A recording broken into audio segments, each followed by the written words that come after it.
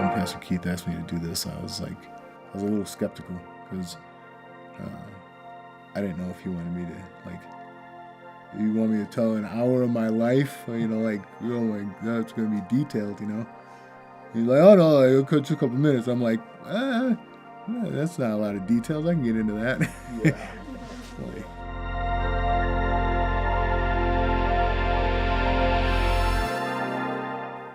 My mom was dying from the time I was born. I mean, she fought cancer a year after my birth.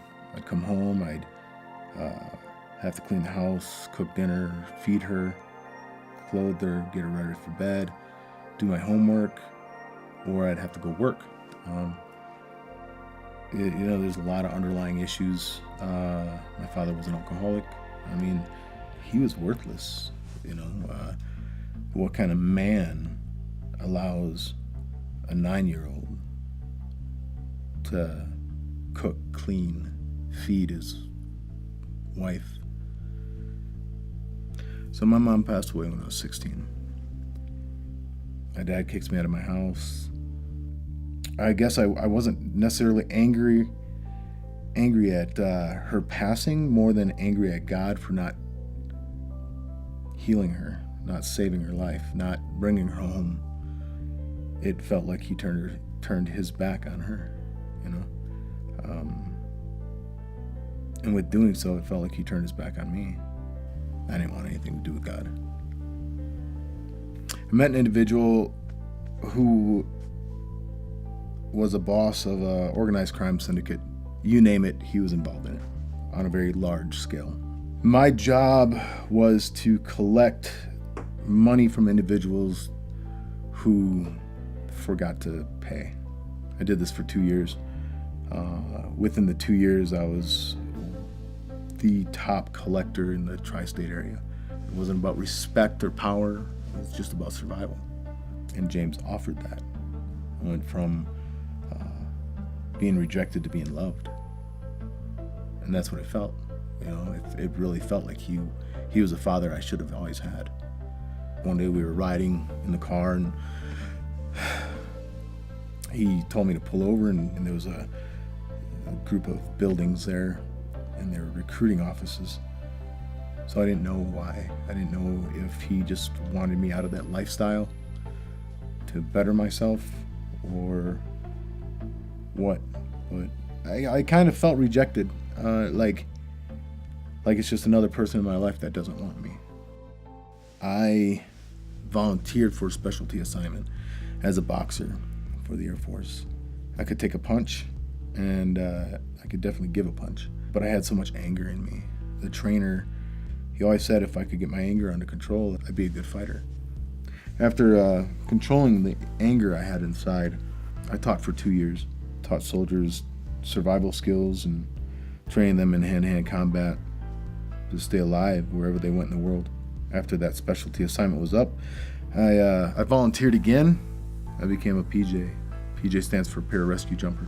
My job was to go behind enemy lines, save individuals, and eliminate any threat as necessary. Now, after my last mission as a PJ, I was injured, and the Air Force said I couldn't do it anymore. But I felt like a failure. I felt rejected. I felt like I couldn't complete the mission. I mean, that's what I thought I'd do for the rest of my career in the Air Force. My body just wouldn't allow it. I was medically discharged. So what made me get back to church? It was a girl. The first time I went to church, I was sitting in the pew, and I was sweating like a whore in church. I probably shouldn't say that. When I went back to church, all the anger came back. Everything I felt for God just rolled back like a flood. It was a time when he was speaking, and it seemed like everything disappeared except for me. It was me fighting the devil. You know, it was like the devil had its claws in me and didn't want me to go. Like he knew I was walking away. And it was just a battle for my soul, a battle for my life. Satan did not want me to leave his army. I realized that no matter how faithless I was, God was faithful. He was always there. He was walking right beside me, carrying me through the thick and the hardship in my life. When I became a Christian, I thought, oh, well, it's going to get better.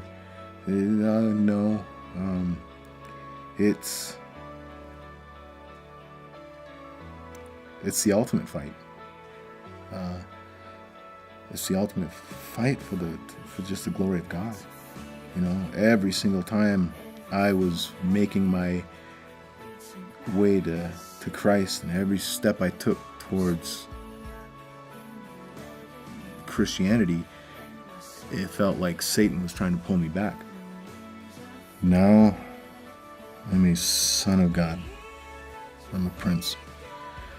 I'm a devoted husband. I'm a Christian. I'm a warrior for God.